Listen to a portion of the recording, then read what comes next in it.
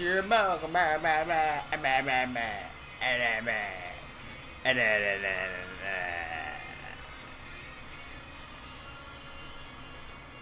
And I like dick.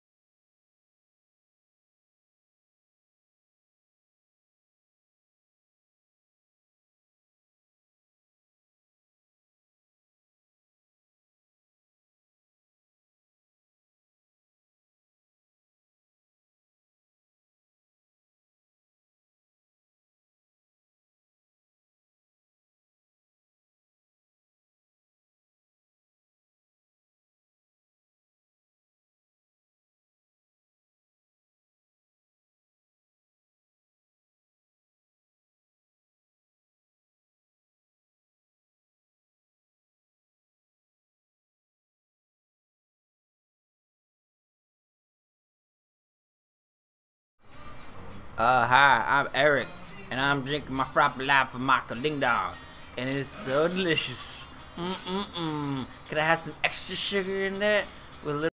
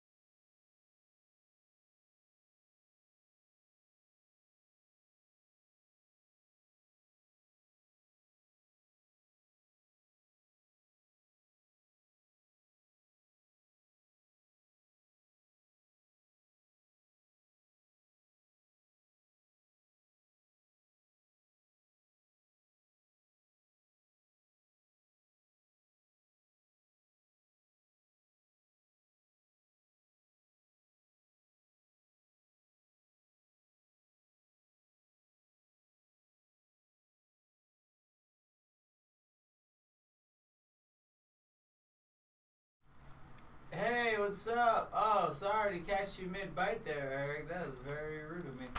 Anyway, what's up, guys? Welcome to the podcast. It's the Recorded Guard Podcast. Is the name of it. And, you're a piece of shit. I feel like I needed that. That looked important. Okay. Alright, so yeah, we're here. Sunday. Not quite 12, a little bit after. Eric was eating a different sandwich before that, so we took a while. And, welcome. That's Eric, by the way. Happy Sunday to everybody. How's it going? Three-quarter guard here. Eric here. Shane here, obviously, in control of the controls. How's everyone doing? Had a bit of a late start today. Sorry, it's raining outside, and my ride picked me up late. But, yeah. Let's get right to it. Last 2 days in MMA have been pretty freaking awesome. Bellator having their first 2 events in Hawaii, Friday and Saturday. That was awesome. And also last night, the last UFC broadcast on Fox. Emotional night for a lot of the people in Fox, and yeah, it was a good 7-year run. But yeah, last night was the last one. Yeah, a lot of people were crying. But last night was the last night they would have a telecast. They had the last episode of UFC Tonight like a week ago. Yeah, I'm upset about that. I want more UFC Tonight. Yeah, well, I mean, I want them to bring that back. I'm sure ESPN will have some equivalent to that now, that's literally Fox got it one day, signed on with the UFC. So I'm sure they're going to have some similar, maybe like ESPN in the cage or I don't know, some shit. They'll be clever about it. But, yeah, good night of fights last night. The big winner, Ally Quinta, beat Kevin Lee by unanimous decision, and deservingly so, I would say. He's raging, kid. I would say deservingly so. It was a good fight, back and forth. I honestly thought we were going to see, we've seen Kevin Lee before do his thing and, kind of look like, holy shit, this guy's, on it kind of thing. He's going to be the next big thing in the lightweight division. He's going to make noise for, Tony Ferguson and Khabib and, all these other guys. But then last night, it's kind of like he still showed holes in his game. And Ally Quinta definitely exposed him with his boxing, with his technique on the ground. And even when Kevin Lee took Ally Quinta down, he was able to, not be in such big trouble and get crazy ground and pound on him. Yeah, man, all that striking was good. Even then, though, in the first round, Kevin Lee did get more shots. Kevin Lee did land more shots. Quinta definitely landed the more effective ones, but yeah. Kevin Lee, round 2 and round 3, he had about a rear naked. He was trying to work in a rear naked choke in both of the rounds because he was able to get takedowns. So he definitely won 2 and 3. But then I would say by the championship rounds, the main event round, should I say 4 and 5, it just started, just kind of went downhill for him. Yeah, it didn't really. It's not like he. Yeah, man. Quinta's Quinta's boxing is very, very underrated. I've said this once before. He has great boxing, and it's just getting better. I mean, imagine if he wasn't doing real estate. Imagine if he was still doing MMA full time. Where would he be right now, dude? And he was able to beat Kevin Lee by decision. I don't know if he was still going on. There you go, man. Kevin Lee was surprised though. That was the thing. Like I said. Had the fight gone Kevin Lee's way, I wouldn't have been surprised because we've seen judges do worse. But I think Ally Quinta won deservingly so. Yeah, man, even in the post interview with Kevin Lee, he was just kind of speechless. He didn't say anything. Didn't talk. He's like, I'm speechless right now. I don't know what to say. The fans were started booing him because he was just so shut about it. And then he started congratulating Al. He was like, congratulations to Aldo. He brought it. He said he was going to do what he was going to do. He's like, I got to go to the drawing board. But he just looked really, really distraught about the whole situation. It was pretty crazy. But yeah, it was a good main event. Great main event. Ally Quinta now, I mean, what you got to push the guy up in the top 5. Or at least give him a lower 6 rank. And I mean, it's crazy. He just lost to Khabib before. But that was also he lost to him. But it was a last minute. He was the but he lost to Khabib in a way where he just didn't look. I mean, at the end of the fight, he wasn't fucked up. He wasn't on his back the whole time, and he did not lose to Khabib. Conor lost to Khabib. I mean, he got out wrestled, but also I feel like he he wasn't training for a wrestling fight. No, I mean, absolutely. That's definitely what it is. But I mean, look at that. Yeah, but I mean, look at that, though. He wasn't training for a wrestler, and then when he got a wrestler on a day or two's notice, he was still able to go the distance with the pound for pound, probably best fighter in the world right now. He wasn't getting his ass whipped, but he was next to he was DC. defending himself pretty good. Yeah, absolutely. Yeah. He wasn't really able to get up too well, but yeah, I Quintus. Protecting himself. I Quintus at number 8 right now. Barboza's at 5. We got Kevin Lee at 4. I really think, yeah, they're gonna start just rearranging this stuff. I mean, well, you know, Tony Ferguson. I mean, if Tony Ferguson doesn't happen, there's gonna be riots in the street. It's gonna happen. If that's not the next. It's gonna happen. It's going to happen. Even if it's not the next fight, it's going to happen. It's got to be the next fight, dude. I told you, man. I told you this from before. When I think it was when their third fight was canceled. I said they're not supposed to fight until one of them beat Conor. Khabib beat Conor and showed the world that Conor is not the best in the world.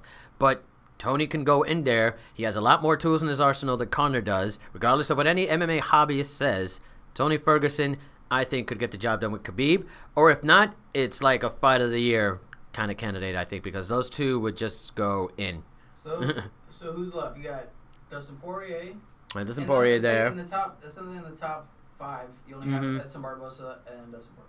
Yeah, so right now. Dustin Honestly, Poirier, Kevin Lee is number 4. I'm sure he's going to be moved down. They'll probably move Edson up to 4, and they'll move Iaquinta to 5. Yes. I think that makes the most sense. What do you do? I mean, it depends on Conor, right? Yeah. They're saying Conor Poirier, maybe? Conor Poirier, I don't know. So I think you give... It depends on the Eagle, I think. It depends on Khabib, what Khabib wants. At this point, Khabib is very... Not going to give him a rematch. Because, well, I think Khabib is kind of buying time or so right now, especially with this whole Mayweather thing. I don't think that's going to happen. I don't think he's going to box Mayweather. That's just kind of a pipe dream. But if anything, he's doing this kind of like he's kind of doing a UFC tactic. You know how sometimes the UFC announce fights for fighters before they even tell the fighters about it, and they're like, "Whoa, I'm fighting for the title. Thanks for telling me." Yeah. I think Khabib might be trying a scare tactic with the UFC as well, so they can give him more money, or so they can do something. Maybe give him like a super fight or whatever like that. But no, I think Tony Ferguson is the next person for him. It makes sense. Al fights Dustin Poirier or Barboza? He hasn't fought either. Speaking of Barboza, holy shit. Yeah. Last night. What the fuck? I mean, well, speaking of Barboza and then segueing into Dan Hooker. Dan Hooker is a tough motherfucker. Holy shit. Holy shit. I would love to see him and Brian Ortega fight at lightweight. That'd be amazing, I think. But unless Brian Ortega might be able to catch him with the jiu-jitsu, but just in general, I'm like, holy shit, he caught him with so many strikes. By the end of the end of the 4th round, he couldn't even sit on the stool. He was sitting on the ground. The doctors came up to him, and they literally were just like, hey, do you know where you're at right now? He's like, Milwaukee. What year? 2018. Follow my finger. They were doing every single test they could do on him to make sure that he was all right. And just his body was done. I think DC said it yesterday. His body was done, but his heart, his mind, his soul was still in on it, and he kept going forward. It took 6 body shots, a spinning back kick to the body, and then what was that? A hook to the body.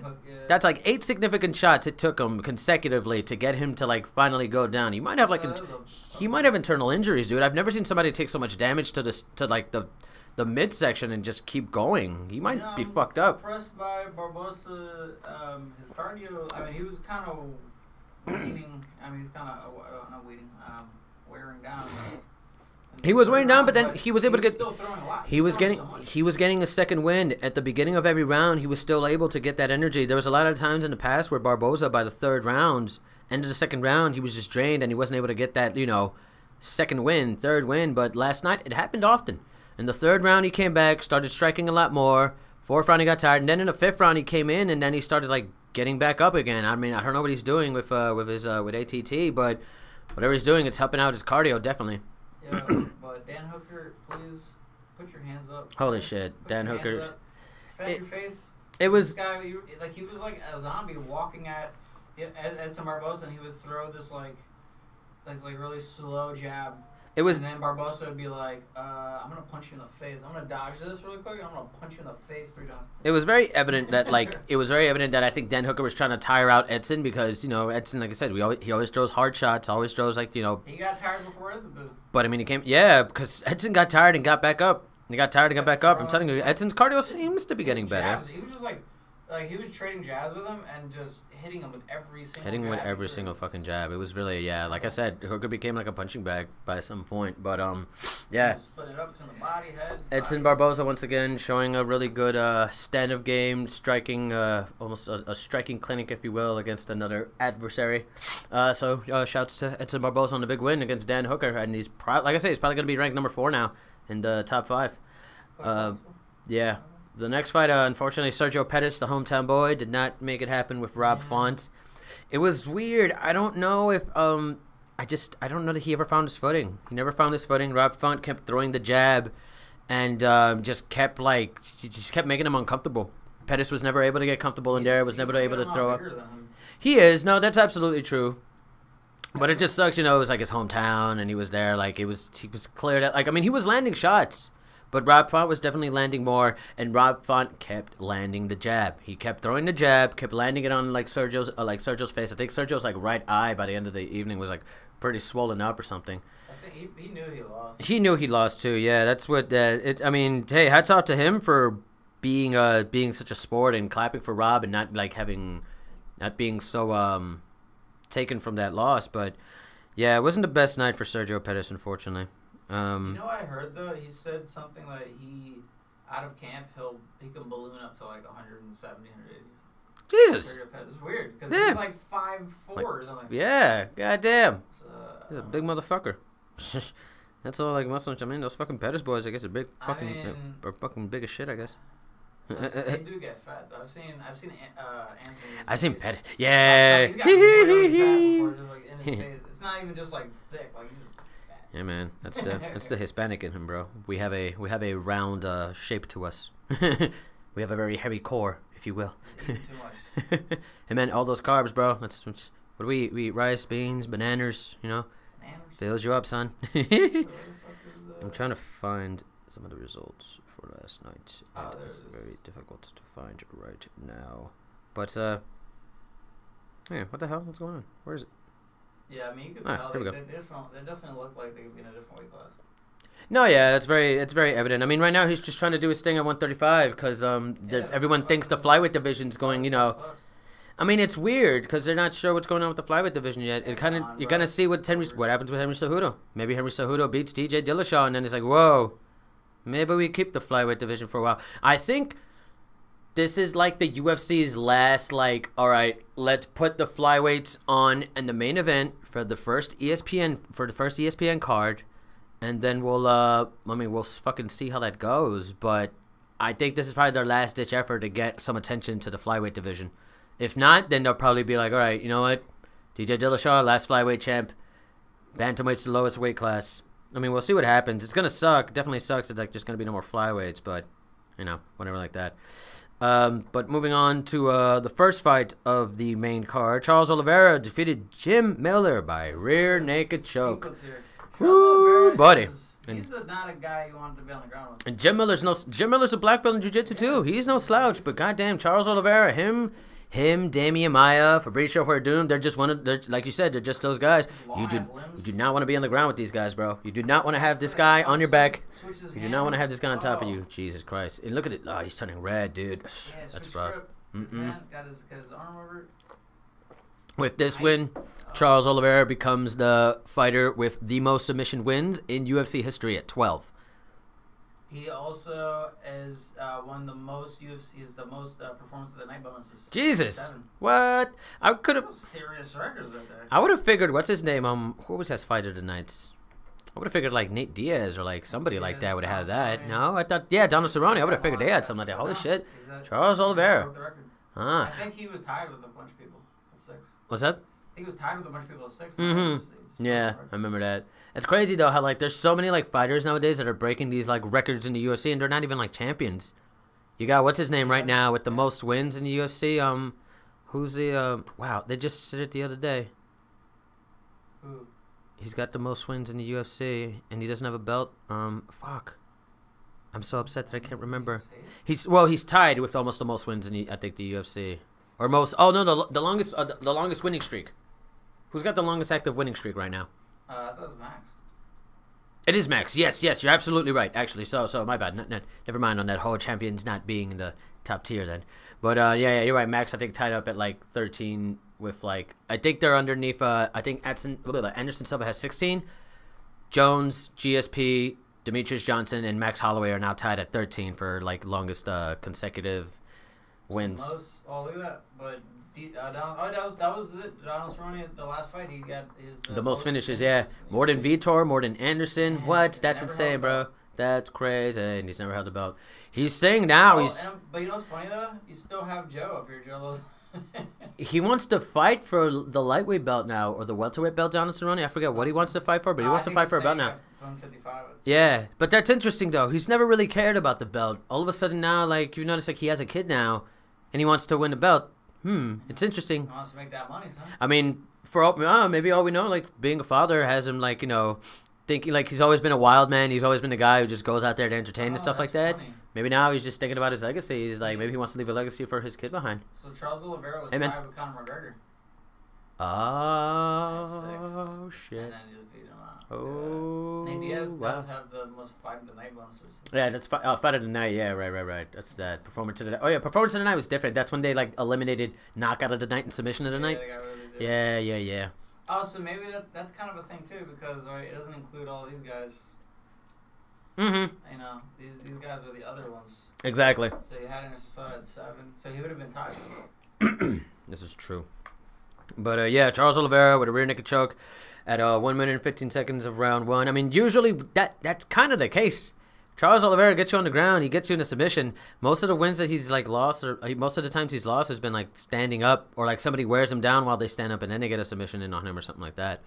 But yeah, man, Charles Oliveira looking good against Jim Miller at lightweight. Yeah, good for that guy. Good for that guy. Let me see the rest of the night. Oh my goodness. That guy, oh my Jeremy god. Stevens might be fighting Zabit here. Oh yeah. That should be interesting. Oh, we'll see what happens there. That'll be freaking nice. That's a pretty good flyweight fight. But one thing real quick. Ever seen a guy fall asleep on his feet? That was Ariel. Oh, yeah. Jesus Christ. Joaquim Silva defeated Jared Gordon in the prelims. Third round KO. 2 minutes and 39 seconds. Jesus Christ. I have never seen a man fall asleep on their feet. Look at him. Boom. He's out on his feet.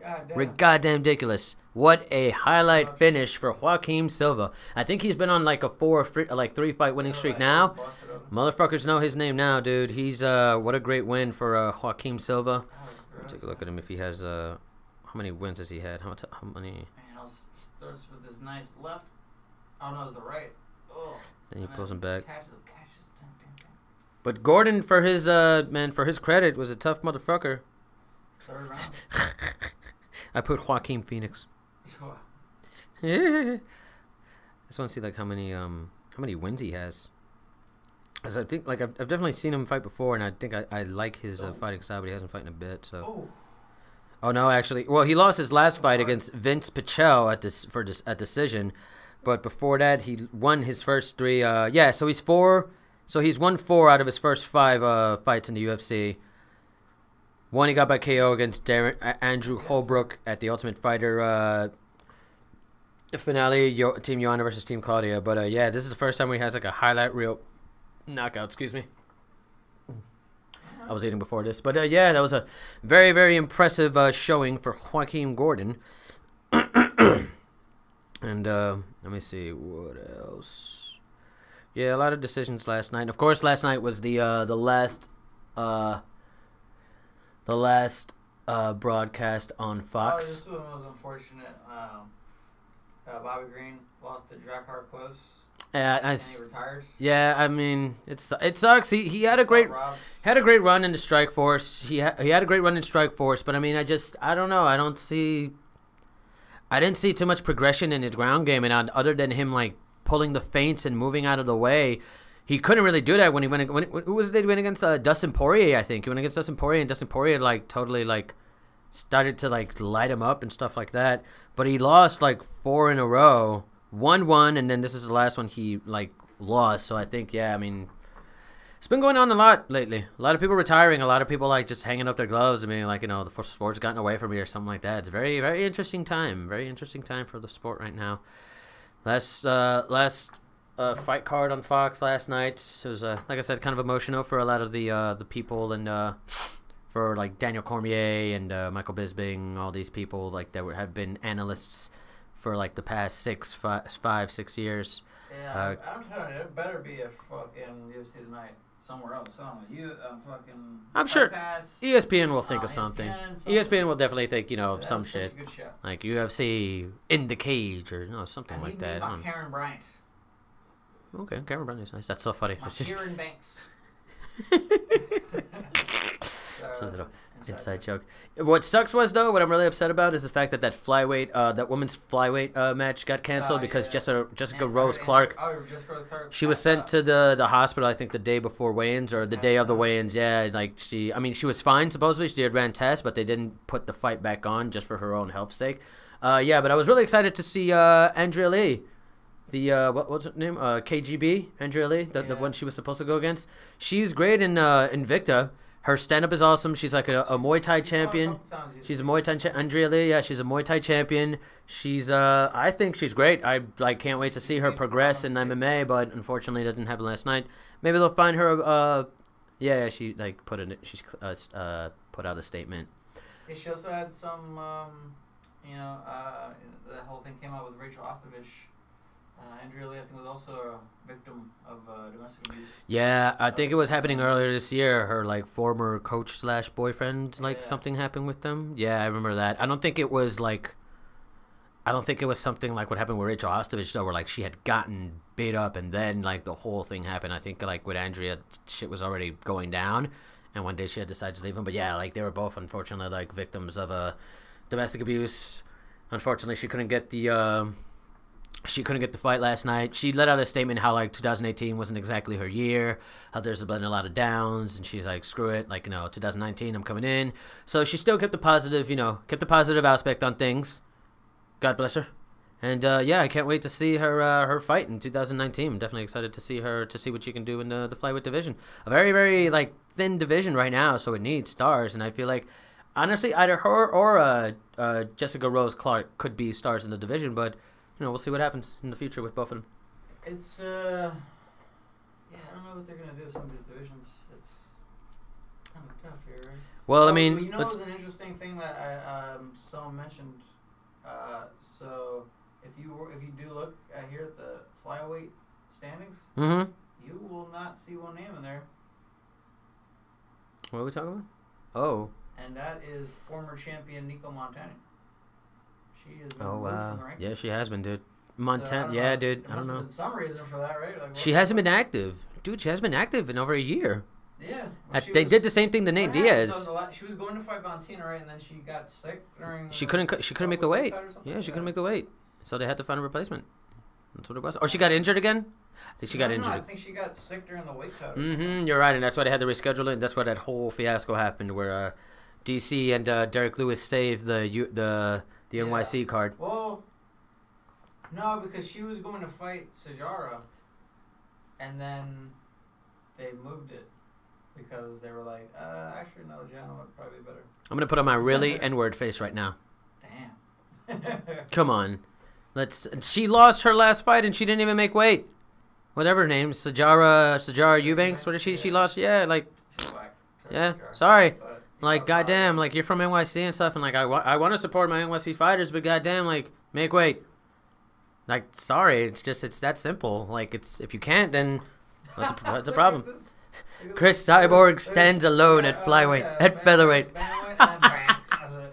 Something interesting that we just saw on UFC's website. When you look at the rankings, Chris Cyborg stands alone in the featherweight rankings. There's nobody in featherweight. That's insane, dude. You have your own division. They made the division for her, dude. I mean, they had to. You can't have a person with that kind of skill set and who's that world class and not have her in the UFC. I mean, they had to do something. I mean, a lot of these title fights she's had, you could argue to have been exhibition matches, exhibition bouts. Because right now, she really doesn't have Amanda Nunes is going to be her biggest test, to be honest with you. And I think Cyborg wipes the floor with it. I'm going to see. Amanda Nunes has always surprised me.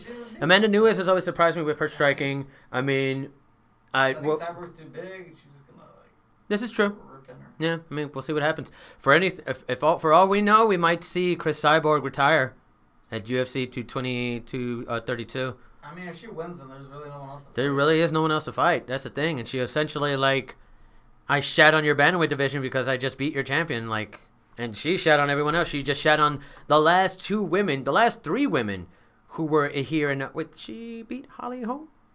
Amanda Nunes? Yeah, right? They never fought. Yeah, they did. No, they didn't. You sure? Yeah. Right? Yeah. Need to find out something about this. But, well, yeah, essentially, like, she beat Miesha Tate and then Ronda Rousey. And now it's kind of like, I mean, not to say that it puts a bad name on the bantamweight division, because they definitely have a lot of world-class fighters. She beat Miesha Tate, Ronda Rousey. Raquel Pennington was also on Pennington. Right. She beat Valentina Shevchenko. You know. Valentina. That's what I'm thinking about. Valentina twice. Right. Yeah, you're right. Miesha Tate. Yeah, you're right. She did never go against. I don't know why I thought. No, you're right. That's right. She fought Valentina twice. Yeah. Yeah, that's what it was. I was thinking that. That's probably why I thought Holly Holm. But yeah, I mean, that should be very interesting. No, Holly Holm, she kind of went back up to 145 when she beat Megan, sorry. Well, yeah. And then, but Megan's got to fight. I guess I forgot who she's fighting. But I'm hoping she's. Megan Anderson is fighting Kat Zingano. Jumps out. Yeah, that's right. That's gonna be a good fight. It's gonna be a great fight. I actually, I try not to be a fan of like any fighter, but I definitely have like favorites, and I definitely like. Oh, I wish they do succeed just for whatever reason. And Megan Anderson happen to be 2 of my like favorite fighters in the UFC. Just Kat Zingano, just because I mean. What she did when she was in the UFC, like the way she came back from beating Amanda Nunes and then beating Miesha Tate, and just her fighting and her grit and her determination is just like and then it's like all that stuff. But in general, just like her heart and her will to keep going, whether it's in the cage and in real life, it's like how can you not be a fan of hers? And Megan Anderson, I believe in Megan Anderson. I believe that Megan Anderson has potential to be a featherweight champion one day. She just needs a little more like grappling work, or like just obviously just like everyone else needs to like get up there and reach her full potential. Her stand up is great. Her stand up is great. They stayed standing up, which is surprising because Holly saw that. I mean, Holly. Solid, there you go. Holly saw that, and Holly kept her on the ground for like a majority of the fight after that. I feel like Megan could have taken Megan lit her up. Megan lit her up a couple of times. Megan was able to get the range, lit her up a couple of times, but yeah, it was But I definitely but it's definitely. Yeah, but I mean, we'll see. Like that, it's a fight I'm definitely excited to see. But whomever loses that fight, it's gonna be like red. I guess Megan could lose because she always has room to improve. But I wish she improved faster. You know what I mean? You know how you see some fighters improve exponentially from one fight to another. That's the push, right? She was the champion, and then they were like, "Oh, she was in talks to be in the next one against." I thought so too, but then honestly, Holly Holmes just like everyone's like, we need her to be at this caliber right now. Essentially, yeah. Dead ass. We'll see. So I fully agree with that. We'll see what happens in this next fight. Whatever. But what is that, by the way? That is the ESPN card, if I'm not mistaken, in January.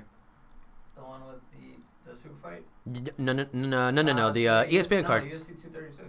Oh, okay. So it is for the John Jones. Nice. This month, baby. All right. Yeah, nice. It's gonna be too, because then they have what do you call it? Yeah, that'll be in next week. Not this week, but next week. We'll definitely see what happens there. Oh my god.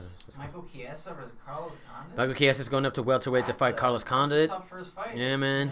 I feel like if I know how much is Ilir Latifi, like what kind of streak is he on? Because I feel like he's been beating a lot of people. Yeah. Right. He's been doing alright. Yeah, he has been, right? He's just that fucking. He's kind of like, I don't want to compare him to this cheating fuck, but unfortunately, like I can't think of anyone else. He's kind of like Rusamar Paul Harris. He's very small, compact, like built like the Thing, but I feel like he's just. He's won his last 2. He's just a mean motherfucker. Or he's won his last 5 out of his last 6. That's not bad. He only lost to Ryan. He lost to Ryan Bader, yeah, right before I guess Ryan Bader bizounced. Yeah, but I mean, that's the only person he's lost to. Fight a year. Huh? Mm-hmm. This is the second fight this year. I mean, if he wins right now, especially because the light heavyweight division is kind of looking for new prospects and it's a little thin, he could put up the argument for the next title shot. We'll see what happens. No, I mean, there are other guys that are ahead of him. Dominic Reyes. I mean, Dominic Reyes. Okay. 5, but I feel like Jan Blachowicz, Dominic Reyes, I guess. You know, Anthony Smith. I think like those guys have been more active and been, you know, getting it done. So That's true. I want to see what happens with Dominic Reyes, though.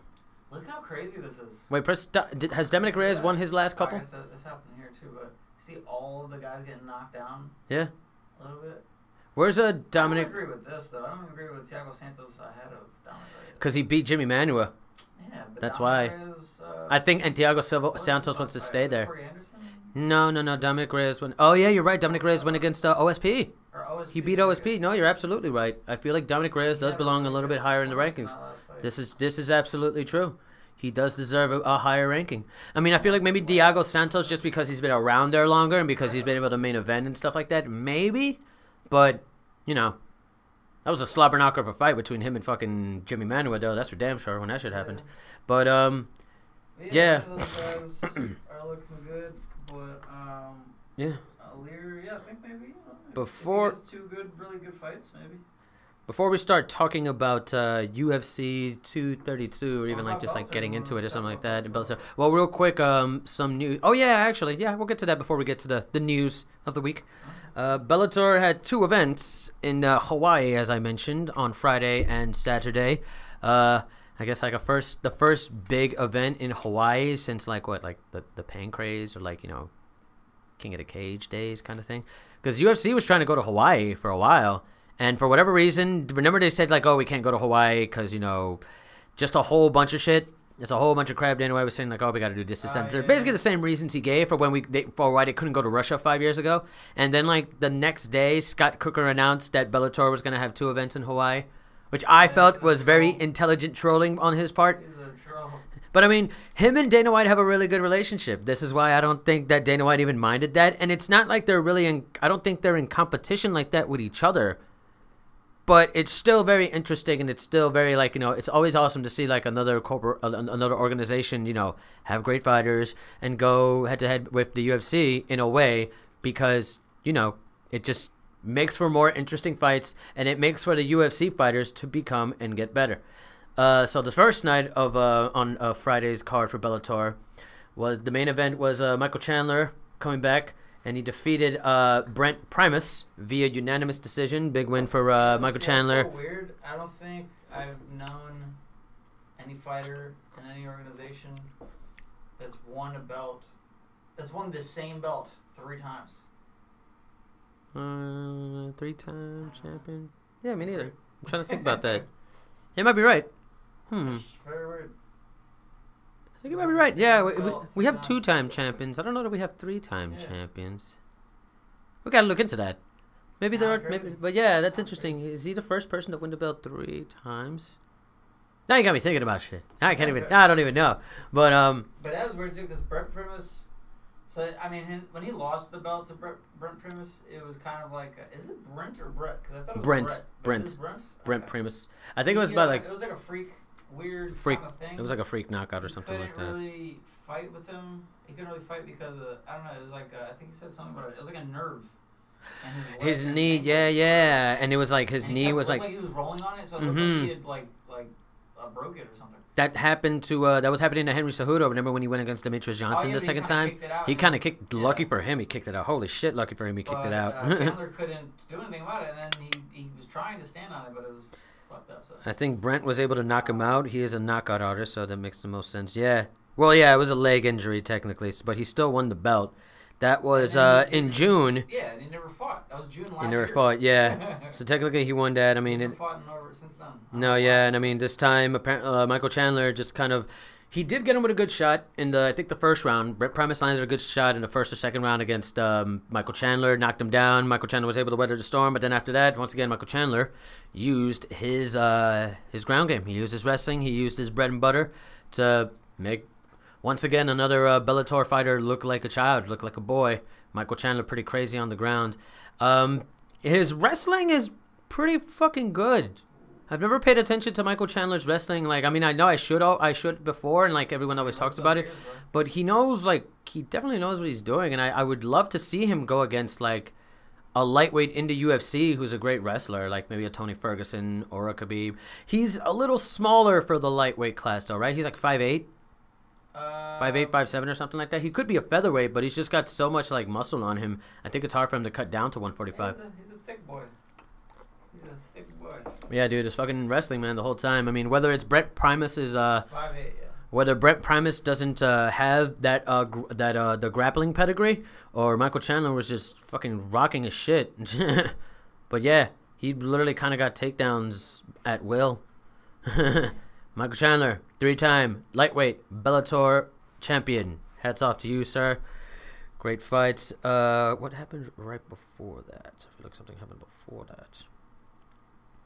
Well, you had Jay Ayala versus Frank Mir. So that was an interesting fight. Mm-hmm. That was a slobber knocker. A lot of back and forth. Slobber knocker. This guy thinks he's Jim Ross. But what's it called? Good old JR. Frank Mir was looking okay at one point, but no. Then Javi, I was saying Jay. I thought it was two Y's for some reason. Javi Ayala gets the win via submission to strikes. Submission to strikes? He tapped out the strikes. Yeah, he must have really fucked him up. Goodness. So Yeah, man. Frank Mir, I think it was like a ridge fracture. Oh no. Fracture, what the fuck it's called? What the fuck's a ridge fracture? It was a alveolar ridge fracture. What is that? I heard it was really bad. Where is that? In his face. Oh, okay. You know it was fucked up. Oh, okay. So he got this fracture. Oh yeah, there it is. Look. Oh shit. Diablo. Oh no. Oh no. So Jesus. It's like you're fucking. Essentially, like, a piece of his up here broke, and it just hangs. Jesus. Damn, that's bad. Oh, that sucks. But so like for like a minute and a half, I think they said he had no mouthpiece. Oh That's no. when he lost. He was like That's up real with his bad. back against the fence, getting Jesus poured on by this Christ. guy, and he had no mouthpiece for like a minute and a half. What the fuck? And that's gotta be so much worse. Damn. You're just taking these like I feel like the mouthpiece gives you a little bit of like not padding, but like some like structure. Mm-hmm. No, absolutely. I mean, definitely it does. I mean, it stops you from getting your teeth knocked the fuck out. So that's definitely a plus. He thought it was a minute and a half of the second round he was doing. He thought it was like his teeth. He thought it was his tooth. He thought his tooth was like, so he was trying to like pull him out or something, but it wasn't. It was nothing. It was just literally like this part of his jaw was just hanging low. Yeah. Jesus Christ. Ah, no, I don't like it. Goodness. Oh my goodness. Yeah, hopefully you get a speedy recovery. I mean, Frank Mir isn't my favorite guy. Like, I kind of really hated him when I was younger. I would say some stupid shit about him. But no, hopefully he heals up. Absolutely. I mean, yeah, his 15-year-old daughter in the. Yeah. Oh my God. We haven't been recording my sound, have we? I was gonna ask you about that earlier, and then I was like, no, let me not be unprofessional. But yeah. God damn it! What did you do? Everyone's been hearing you through my. I understand entirely. Well, everyone. Who else is listening? Hopefully nobody's listening. So you might you gotta pull that out, or maybe just plug it out, take it out. Fine. People can hear me, but they can't hear you. Oh, okay. Well, that's better because I was talking more anyway. Wow. That always happens, dude. You gotta figure something out with that. We're having some technical difficulties. Sorry about that. We're just you probably see the desk shaking around a lot now. Damn. Check it out. Okay. What did you do with it? That's why we always got to see, man. We were rushing this morning because we were a little bit late, and we had a bit of a sound check problem. A certain somebody likes to think that no, we don't need a sound check. We're fine. Let's just start it. But seems as though we do. That happens often with that guy too.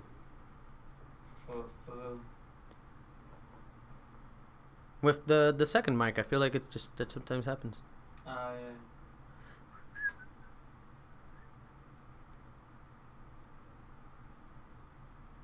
Very interesting.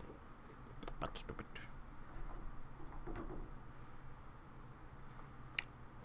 Well, anyway, while we have you working on that, what were we just talking about? Oh, yes, the whole, everything happening with Frank Mir. So, unfortunately, with Frank Mir, that did happen. Sucks to be Frank Mir. Hopefully, he gets a speedy recovery. Yeah, his daughter was in the crowd. That must have really sucked. Unfortunately, we won't be able to hear, our co-host Shane's voice for a little bit, but he's working on that right now. I'll keep talking about this while I can.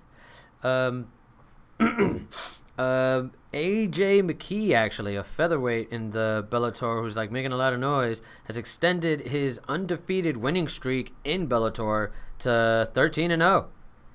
He's been with Bellator since he turned pro, and he's literally like, he's out of his 13 wins, only like maybe 3 of them have been 4 have been like decisions. So he's gotten like 9 finishes in his like 13 fights with Bellator.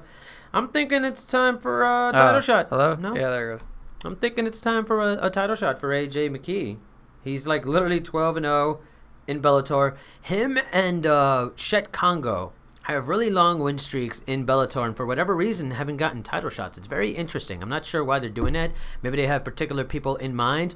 Or well, actually, with the whole tournament layout, I guess that's probably why. But regardless of that, what division is AJ? Featherweight. It's featherweight. So he'd be going against was it the Pitbull? Patricky? Yeah, he'd be going against Patricky. But Patricky keeps going up and down from lightweight. That's the thing. I think he wants to fight. Oh no, that's his brother. His brother wants to fight Michael Chandler again. But yeah, for whatever reason, he's just. But yeah, man. Damn, he's got all of his fights. All of his fights in Bellator. 13-0 in Bellator. Yeah, man. And it's also another thing that's smart about Bellator. Well, I mean, UFC did that with CM Punk. But Bellator grabs a lot of their fighters when they're like, I think, like just amateurs or like amateurs coming into pros, and they'll like make them start off right there. Like, fuck it, you could have your first professional fight in Bellator. From there, they kind of just become. Oh, I keep hitting the goddamn microphone. Stop it. I'm trying. You fuck. At least mine's on. Mine is on too, bitch. But yeah, I believe he definitely deserves a he deserves an next title shot as a featherweight. He's done all the work that he needs to, and yeah, come on, Bellator, can make it happen. Yeah, we'll see there.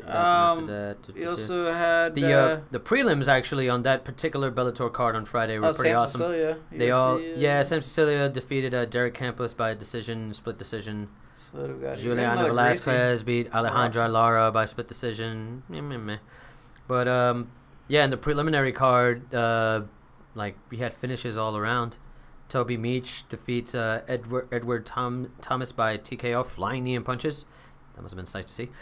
Tywin Claxton defeats Tywin Claxton defeats Kyle Meyer by TKO punches. Robson Gracie Jr. defeats Brian Bolo Hoa submission, rear naked choke. And then Chris Avila defeated Brandon Piper by submission. That name sounds I gotta start familiar. watching a lot more of these Bellator cards, like throughout the whole thing. Sometimes I just watch the main card, or I just watch the fighters I know. Like I gotta stop doing that. Some shit. of them are pretty decent. But yeah, so then the following day, guess what? Day. They had another event. The following day. Back to back. The following day. Racks on racks. What? I don't know. And headlined by McFarlane versus Letourneau for the flyweight championship. Oh yeah, it was definitely a great evening for Hawaii, as they had a Hawaii native headline. Not only but a woman, the first, is it the first Hawaiian MMA women's champion? I guess, yeah. I think it might be, right? Probably. They had her headlining the card on Saturday when she went against Valerie Letourneau. Submission, triangle choke in the third round. Challenger. How about that, man? Not bad. I remember make it to seeing the her championships rounds. I'm not gonna front. I started following her like maybe a year and a half ago because I thought she was pretty. But then afterwards, I would see her fights and I'd see her training, and I'm like, holy shit, Who? she's what you call McFarlane? it? McFarlane. Yeah. Oh, okay. Yeah. But not to be honest, she's showing great promise, especially against somebody like Valerie Letourneau. At the weigh-in, she was having a great time. Showed up looking all Hawaiian-y. Yeah, her Hawaiian-y. Giving lays out to people. Yeah, and ended up getting a finish. Triangle choke. It was definitely a fun 2 days for Bellator. Like they had the weigh-ins and they had the open workouts and stuff like that. Oh, did you see? Man, it was a great fucking time for them. I mean, all around. Did you see what's it called Big John and Goldberg? Big John and Goldberg. Yeah, they're commentating the event. Goldberg? Yeah. Oh, Mike Goldberg. You gotta say Mike Goldberg, man. Goldberg in my world is something different. And you see these guys rocking the Hawaiian shirt. I love it. That's great. That's good. That's awesome. But yeah, we had that happen. Leona Machida made his debut for Bellator, going against Rafael Carvalho. It's the power of that urine drinking. Bro. Beat him by split decision. And we'll see what happens with Leona Machida in the future. You know, he's always been a very respectful fighter, and he's always been a very calculating game plan fighter. Yeah. So, he'll go the distance. We've definitely seen him go the distance before, getting plenty of decisions. This is definitely the Yoda's game. When he sees an opportunity for the shot, he definitely goes for it, and he tries to get the finish. But the majority of the time, Machida tries to be smart. He definitely played that same game, and he got his first victory in his first fight in Bellator last night. So, hats off to the Dragon. Can't wait to see what happens as he progresses. Good fight, I heard. So I had these guys, Neiman Gracie versus Ed Ruth. Ed Ruth or Ed Ruth? Ruth Ruth? Yeah, he beat him by submission in the 4th round with the dick. This is the 4th round? Man, what? How's this the 4th round? Well, this is what I'm seeing here. It says he cut a submission in the 4th. Round 4. Yeah, I guess it was a 5-round fight. Why? Huh. Interesting. Doesn't make Does sense. Bellator do 5 rounds? I guess they do now. I don't know. I guess. Interesting. But yeah, I saw that. Neiman Gracie gets that choking. Is he that new guy that they're He's the new Gracie. Yeah, he's like a new Gracie, right? That everybody likes a lot. Neiman?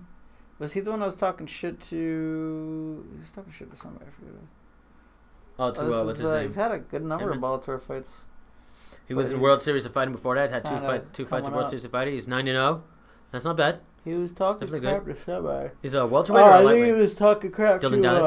Dylan Dennis? Dylan Dennis. Well, Dylan Dennis talks shit to everybody because he tries to be like his older brother. Who's his older brother? Conor McGregor. Ah. I see what you did there. But yeah, good win for Neiman Gracie. What am I waiting for? I'm waiting for Kron Gracie. Putting his Oh yeah, man. It's gonna be good. He's gonna be debuting in UFC soon. It's gonna be pretty freaking awesome. This is your guy you were talking about. Yeah, he was before. He did alright. I mean, he's a big ass. He's a big dude. When I saw him, we're talking about the first prelims. We're kind of jumping cards a bit here. Sorry about that. We're going back to UFC real quick. The UFC on Fox 31, the first card on the Fight Pass prelims had Juan Adams, right? Yeah, Juan Adams from the Contender Series. He's 5-0 as a professional, going against what's his De La Rocha? What's his first? Damn it, I forget. I hate that I keep forgetting his first name, but standing knockout. You see him on the Contender Series, and Juan Adams. Honestly, he looked like his fighting style was very much like Cain Velasquez, going forward, laying punches on you, barraging you with punches. Doesn't quite have the same cardio, though. Not just yet. No. It seems like it doesn't have the cardio just yet. But man, if he can get that cardio, that would be fucking scary. Because he's a big motherfucker. 6'5", 266 pounds. He just made the heavyweight limit. And it's a scary dude. I mean, if he progresses and he gets, he reaches some sort of potential, we'll see what happens. He's a young guy. He's 26 years old. Does he ever turn down the Snickers? Damn. No, I'm just kidding. I mean, he's 6'5" at that point. Yeah. Even if you're that height, you got to eat a lot. Homie has to eat a lot to keep that energy up. So, shout out to him for that win for somebody from the Contender Series. Let me see. Oh, real quick. What? I was going to say also on that Bellator card. Yeah. Liam McGreary knocks out Mo Lawal. Just going to talk about that. Liam McGreary. But that was weird. That was a really weird knockout. It didn't look. It almost looked like it might have been too soon to call that knockout. Huh. I feel like maybe we find a clip of it, so I can see what happens. But I think I'm not mistaken. Fuck, I hate when I have to do this. Well, that's full screen. That's not what I want. Oh goodness, apologies.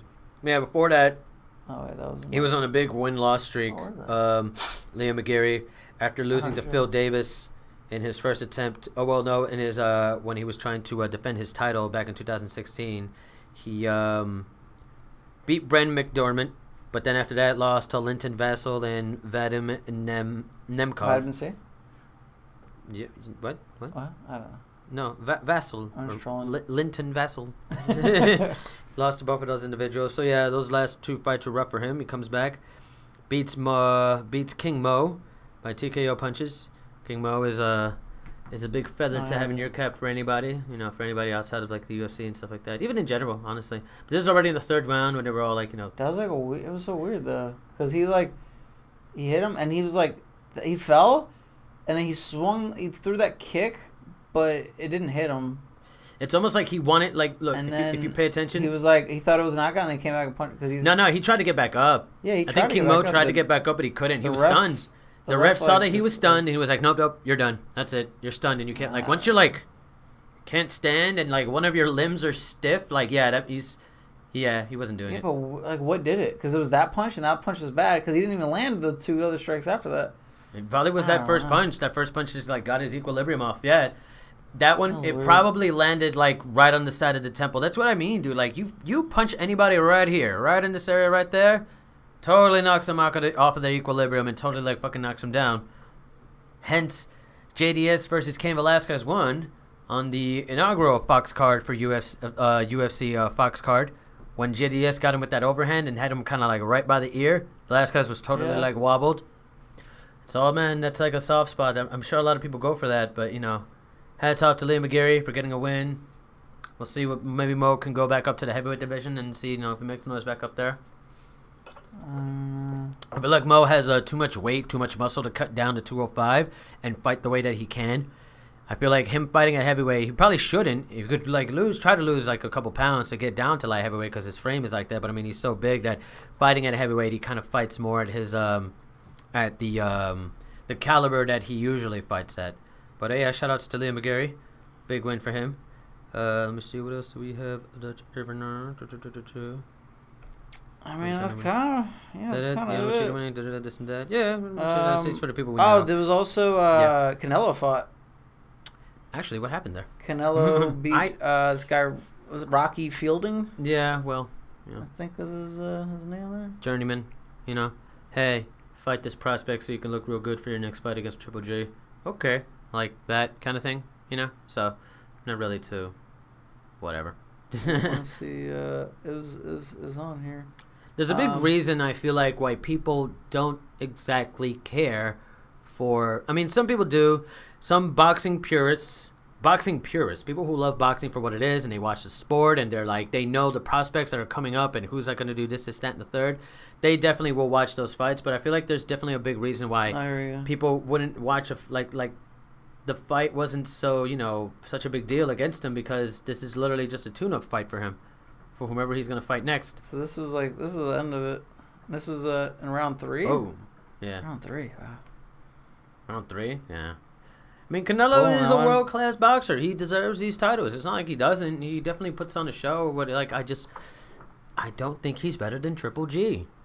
It's unfortunate. It sucks. I'm sorry. Like, I don't mean to turn my back on the Hispanic community, but Triple G is the better boxer, I think. At least Triple G shows out and does the most damage and all that stuff. Triple G did not deserve to lose that last fight. And that was it. Took a knee. That body shot killed him right there. Dan Hooker thinks he's a bitch. He's what you call Canelo a bitch? No, him. That guy. No, I'm just talking. Dan Hooker thinks Rocky's a bitch. Yeah, man. That was round 3. Just cannot eat those bodies like a fucking. I gotta get Dazin. That's another thing I gotta get. Dazin's got a lot of boxing right now. They got Anthony Joshua doing this thing. Oh, he's making that Dazin Canelo money, as well. Dazin, what is it called? The Zone. The Zone. The Zone money. Idiot. The Zone. But yeah, man. We'll see what happens there. Whatchamacallit? Like real quick. Boxing. Well, real quick, while we're on the topic of the world of boxing, Anthony Joshua was on ESPN, I think, earlier this week, talking about how he wants to fight Deontay Wilder. All of a sudden, this and that. I like Anthony Joshua. I like him a lot. When I see him fight, he's great. There's all that other stuff. He makes a big name in England. He's huge over there. Boxing is bigger in England right now. Listen, right now when Tyson and Deontay fought each other, that was the biggest heavyweight fight in like a decade. That was the biggest heavyweight fight since Lennox went against like Tyson or when Lennox went against Vladimir Klitschko. When Klitschko originally won the title. Fought Klitschko, that was pretty big though. But that was like 15 years ago. You know what's crazy too? Tyson gave his entire purse to charity. Gave his entire purse to charity. $10 million. $10 million. He's a gypsy, dude. Fuck. He's a gypsy. He's like, I just got a caravan and some cocaine and I'm good. I'll go for it. He's a gypsy, bro. Those motherfuckers don't give a shit about money, man. They're all about simple living. They're all about, I need this much money. Like, hey, it's great if I have this much money. I want to fly to I think he also knows because he's like, I'm going to make crazy bank on this next fight. He's going to make crazy bank on this next fucking fight. Absolutely. Holy shit. I mean, he'll make at least 50 mil. At least that 50 mil rematch for both has of to them. happen. It's gonna That happen. rematch has to happen. Yeah, I think that rematch will definitely happen before Anthony Joshua fights Yeah, either for one sure. of He'll them. fight the winner of that. But I mean, here's the thing: why I want Anthony Joshua to win. He has the most titles right now. The only title he doesn't have is a WBC title. He has 4 belts. Right Yeah, now. so then beat these motherfuckers, and then you'll be. The only reason I feel like the biggest reason that people are pretending like the WBC is the all be all title is because it's just that's the one that's always contested mostly in like the United States. It is contested a lot in the You're US. gonna say that the US doesn't have like an average the best? Hmm? You're gonna say on average the US doesn't have the best boxers?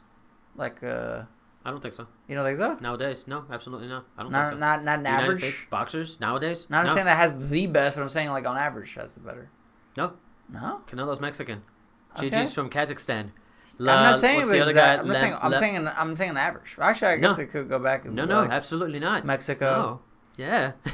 Yeah, but a lot of I guess historically a lot of the big Historically, names have been well, historically, if you American. look at it, though, Yeah. historically, boxing only becomes a huge deal when they have a champion who's American. When they have a champion who is an American champion. Remember when Lennox Lewis won the title? People weren't really paying that much attention to boxing then, but Lennox Yeah, Lewis but was you've had British. so many big And even Vladimir American Klitschko. names, though. Vladimir Klitschko was champion for 10 years. He was making big fucking bank in like Europe and Russia and like places all over the world except for the US, and people were paying money. Like Joshua made like 50 million to 100 million pounds or something like that, and that's more money than the US. It's all about the region, bro. Like it's not Yeah, but like, also look at, if you look at Canelo's right now going to become I think maybe the highest paid athlete ever with the zone deal, I think. Here's the thing though, also much like with MMA, the pay gap between regular boxing and like Tyson Fury versus Deontay or Canelo versus GG, there's the difference. What everyone's getting on the undercard versus what GG versus Canelo are getting, this is the difference. The pay gap is so big that nobody gives a shit about the other fights because it's just nobody knows who the other Like the fighters lower are. tier, yeah, no. Who knows about the other fighters?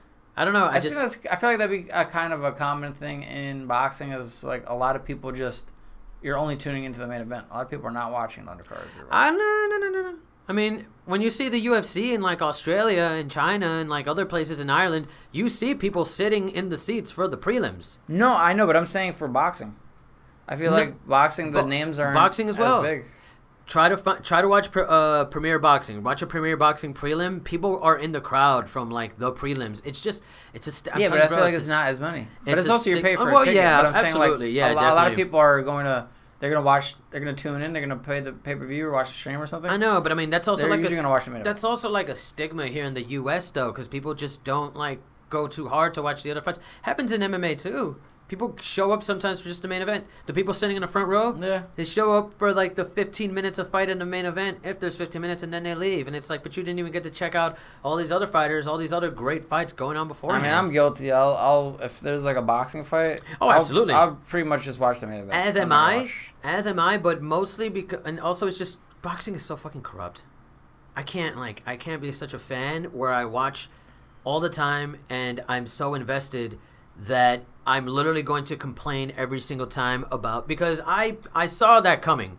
I saw a tie coming between Deontay and like Tyson, but that I was didn't like think it was that. It wasn't really robbery or anything. it wasn't a robbery. I wouldn't say it was a robbery, but in terms of boxing. In terms of Like, he boxing, was- no, I mean, Tyson Fury was clearly definitely the best outboxed him, boxer.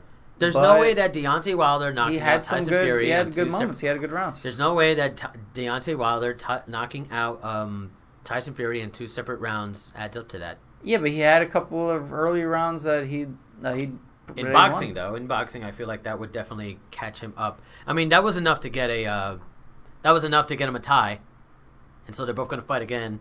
So we'll see what happens, and the world will be watching because that's always an interesting fight. Everyone saw Tyson Fury's definitely the better boxer, but if Deontay Wilder lands that fucking hand on anybody, even in the 12th round with 2 minutes left, he could make you fall asleep for at least 6 seconds, which Tyson Fury was asleep for 6 seconds. But honest, I want to see Anthony Joshua. There has to be He'll get his chance. a He'll get face. his chance. There has to be a face for the heavyweight division, and as soon as that happens, I feel like then maybe we'll see how like boxing is doing. Like But these right guys now, will probably fight in probably spring time sometime next year. But yeah, it was. But yeah, the boxing that was definitely probably the most important heavyweight boxing match since, like I said, Klitschko and Lennox Lewis a couple 10 years ago. It's a big fight, and we're gonna see it again. Deontay Wilder versus Tyson Fury. That should definitely be awesome. Real quick before we get on any other topics, let's talk some news, some shit that's been going on this week. Oh, what happened? So, this would be the third card that the UFC had to cancel. UFC 233 canceled. Why? That's so weird. Couldn't get fights. Couldn't get. You know what's fucked up is crazy. that was Anaheim, right? You know that they've canceled in Anaheim before. Yes, they have. That's for Hendo and Jones. But they gave them DC Jones DC too, I think. That is true. Which is good. But then they canceled another event. It's fucked up. They'll give them something. I mean, they did the same thing with Toronto. Up. Remember, Toronto, I forgot what fight they were supposed to have, and somebody didn't make weight. I thought it was Calgary. No, not Toronto. Or is it Calgary always gets shitty cards or something? No, Toronto. Isn't there like a thing? Maybe. Yeah. Now you're talking about that. That is true. But yeah, UFC 233 was canceled. They couldn't find a main event for it. They were originally trying to get Tyron Woodley to go against Here's basically the story. They were originally trying to get Tyron Woodley to defend his belt either against Colby Covington or Kamaru Usman. Kamaru Usman, I believe, was down. Colby Covington was also down. Unfortunately, Tyron Woodley is injured. And at that point, it just wouldn't make sense because they technically already stripped Colby Covington of the interim title, so they couldn't make him against Kamaru Usman the main event because he doesn't have a belt. They can't go back and say, oh, we're going to give him the interim title, or this is for the interim title again, because it's literally been happening 3 times with the welterweight division. Like, the welterweight division is just so weird like that. Tyron Woodley had a thumb injury. I think he recently got the okay, but it still was going to take him a little bit to rehab it, so he wasn't going to be ready for January. So that's why they were like, all right, let's cancel the card. It sucks that they canceled the card, but honestly, that's better than them. Oh, that happened again. It's it scared the shit out of me. Did they see it on the camera? Did that happen? Yes. Yeah. All right, that's funny. Well, we have to do things kind of fast. It's all right. Let's keep it going. Yeah, but the honestly, I would rather them. It may suck, and it definitely sucks for a bunch of the other fighters that were involved in it because it looked like it was shaping up to be a really good card, first pay-per-view of the year.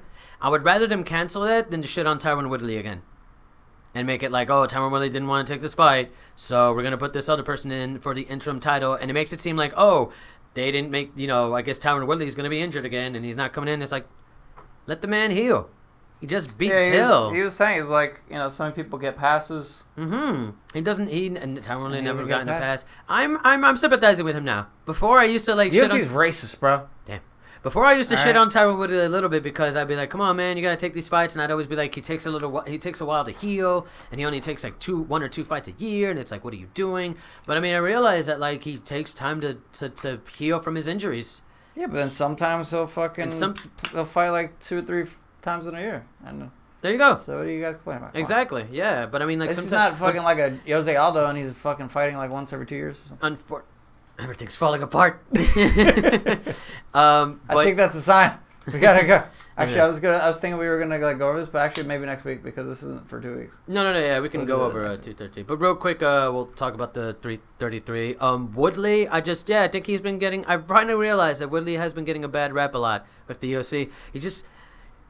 He's just one of those fighters that takes a little bit longer to get injured. Some people's bodies are different. Some people's bodies don't freaking heal up that quickly. I mean, he fought Till on kind of a short notice. Who was that? He fought Till on a pretty short notice. Yeah, he did. He fought Till on I think 6 or 5 weeks notice. So exactly. Yeah, that's the thing. It sucks that he's a bit injury prone.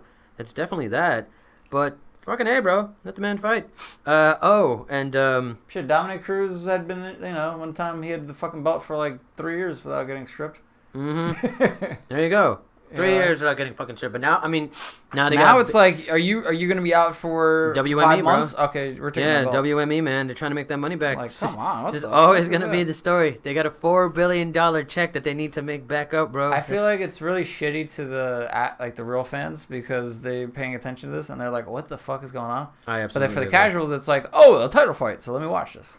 Absolutely. Once you put a title fight on something, it's we're gonna watch this back and we're gonna see how we sound to see if these things even do anything. I'm pretty sure they do though, but yeah, they always trap us in here.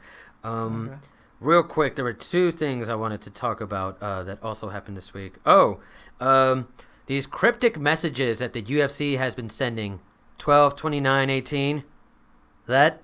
Okay. I'm pretty sure the UFC has a new belt design coming out for whomever wins Jones and Gustafsson and whoever wins the super fight between Cyborg and Nunes.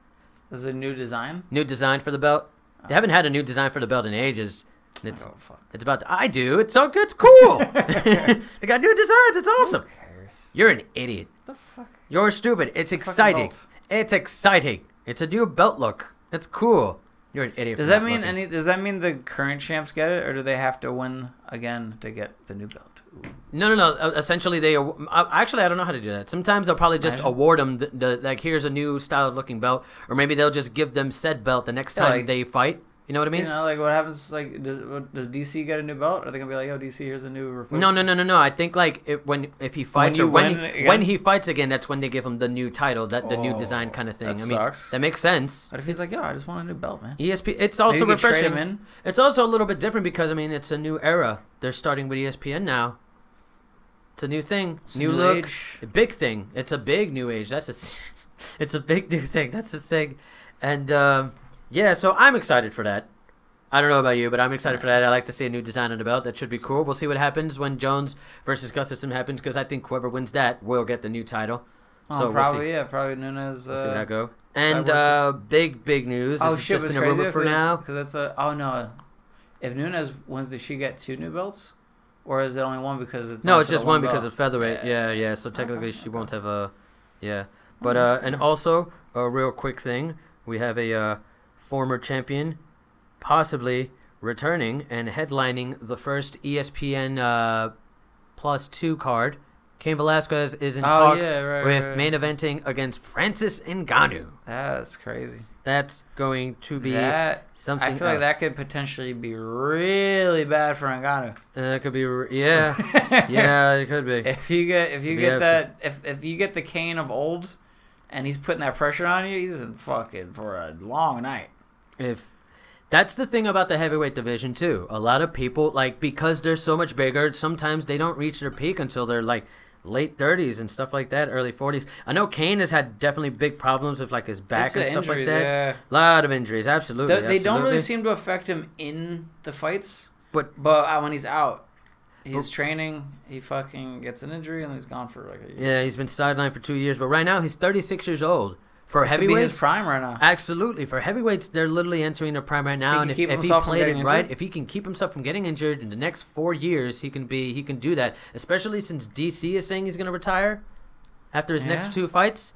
Cain Velasquez, let's hope we see the Cain Velasquez of old. I want to see the Cain Velasquez of old because Joe Rogan. Joe Rogan says this. It's still the best heavyweight he's ever seen fight, and a lot of people have him in the best. It's hard to argue. Heavyweight. I don't know. Hard to argue with that. It's hard to not put Stipe in there just because of the accomplishments, Absolutely. But absolutely so. We might get an opportunity to see maybe DC goes back down to light heavyweight to fight Jones or Gustafsson. I almost kind of want Jones to win so that DC can get that fight and fight him, but we'll see. So he goes down. So either Jones wins, or he fights Lesnar, but he's gonna give up the belt before Cain really comes back. Or Absolutely, gets things going. Absolutely. Cain beats Francis Ngannou. Cain versus Stipe for the vacant heavyweight title. Heavyweight title. I was thinking the same thing actually. That's a sexy fight. That's crazy. DC beats Brock Lesnar. He then retires, and then you have Cain Velasquez and Stipe to fight for the undisputed title. And then I feel unfortunately for Stipe, he's got to wait a little bit. Not too much. He's been waiting around. He's been waiting around, yeah. But he also got knocked out too. It could potentially not be super long. So we'll see what happens. Waiting a year. I honestly was thinking the same thing. If anything, if DC leaves, I think it's between Velasquez and Stipe. Francis Ngannou definitely has that chance because of the knockout power. JDS isn't JDS. Who's JDS going against? He doesn't have a fight yet, but I think Alistair wanted to fight him. Overeem wanted to fight him. No. I think JDS does have a fight. He just won. He just fought that that's what I'm thinking about. Yeah, Tobasa. Oh, Tobasa after that was the second fight. In Adelaide. Yeah, you're right about that. Yeah. Yeah, he just beat him. which is good, but I don't think he's ready for a title shot again. No, I don't think so. He's had so many goddamn title shots. It's unfortunate, but no, I don't think so either. And then I think he can fight Overeem. That wouldn't be bad. They get a rematch.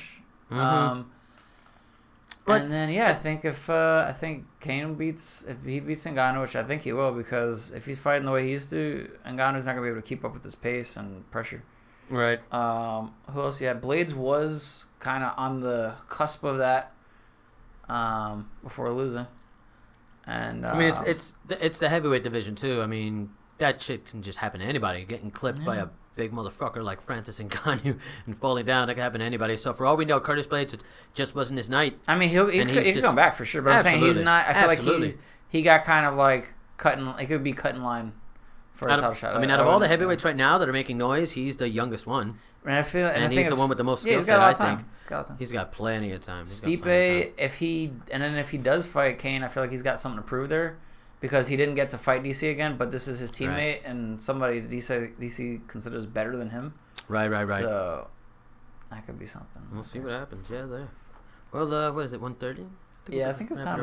Yeah. I mean, we started a little late. We had I think we started at 12:20 or something like that. 12:15. Yeah, so we've been off for over an hour. Yeah. We're good. All right, we went over everything we wanted to go to. I was trying to look through our posts this week to see if there was something whatever that I missed. Oh yeah, George St. Pierre had a monkey knife fight with a friend of his, but that was about it. You can see a photo of that on our Instagram page. We got a like from Dan Henderson the other day. That's awesome. Dan Hendo liked his own photo with all of his belts. Calm your boner, bro. Hey man, geeking so hard. Give us some follows. Give us some follows, people. That'd be nice. Hear this, Dan Hendo. Follow us, you fuck. All right, we love you. He's not gonna do that if you do that. What? Okay. It's all love. But if you don't follow us, it's hate. We're gonna sign off now, everybody. Thank you once again for joining your friends at 3 Quarter Guard. I am Eric. This is the esteemed Shane. Next week we'll be talking about UFC 232, the last UFC card of 2018. It's gonna be a great one. Super fights between Amanda Nunes and Chris Cyborg, and John Jones returns against Alexander Gustafsson for the vacant light heavyweight title. We're gonna talk about that, what happens there. And, should we remember? Well, we're going to talk about the matchups because it's not on until, the 29th. Yeah. Yes. Next week is 22nd. The 20-something else. So we'll be talking your ear off about John Jones next week and whatever news happens this week. We'll recap. We'll do a little pre-game, a preview or something. Okay. I'm just talking about I'm Eric. Look at me. And I'm drinking my frappadappadoo the pristines and the peppermint and the pumpkin dick. Fuck you. All right. Bye, guys. It's really good.